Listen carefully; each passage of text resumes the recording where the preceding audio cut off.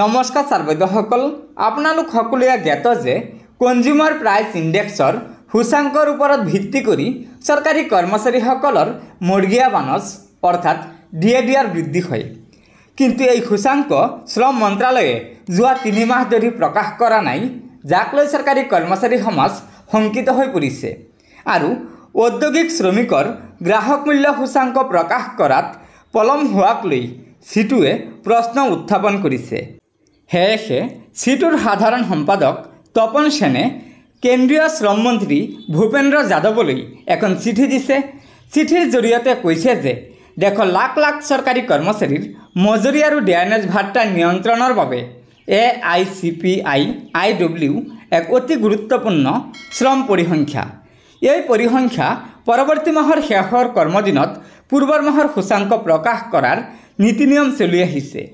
ইতিমধ্যে জানুৱাৰী 2024 সূচাংকও প্ৰকাশ পাইছে, কিন্তু উল্লেখনীয় যে ফেব্ৰুৱাৰী আৰু মাৰ্চ মাহৰ সূচাংক এতিয়ালৈকে শ্ৰম মন্ত্ৰালয়ে প্ৰকাশ কৰা নাই।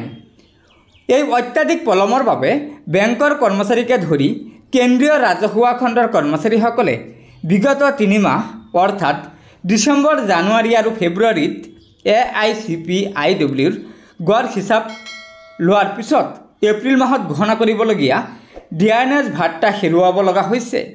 পূৰ্বৰ ভুল যাতে দ্বিতীয়বাৰ নহয় তাৰ বাবে তপন সেন ডাঙৰীয়াই কয় যে লেবাৰ ব্যুৰোৰ হাতত যিহেতু পৰিসংখ্যা উপলব্ধ আছে, সেয়েহে স্পষ্টভাৱে AICPI-IWয়ে ডিএনএছ ভাত্তা গণনা কৰাটো অতি প্ৰয়োজনীয়, যাতে দ্ৰব্যমূল্য বৃদ্ধি পোৱাত শ্ৰমিকৰ প্ৰকৃত মজুৰিৰ হাৰত অবিৰত খহনীয়া ৰোধ কৰিব পৰা যায়।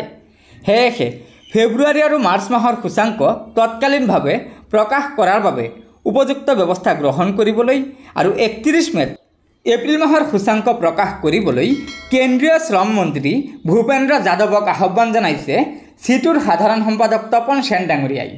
গতিকে ছাত্ৰছাত্ৰীসকল, আপোনালোকে নিশ্চয় জানেই যে AICPI-IWৰ সূচাংক যোৱা 3 মাহ ধৰি শ্ৰম মন্ত্ৰালয়ে প্ৰকাশ কৰা নাই, যাক লৈ সিটু উদ্বিগ্ন হৈছে আৰু শ্ৰম মন্ত্ৰী ডাঙৰীয়াক পত্ৰযোগে আহ্বান জনাইছে যে AICPI-IWৰ সূচাংক অতি শীঘ্ৰে প্ৰকাশ কৰিব লাগে, যাতে চৰকাৰী কৰ্মচাৰীসকলৰ ডিএনএছ ভাত্তা গণনা কৰাত কোনো অসুবিধা নহয়।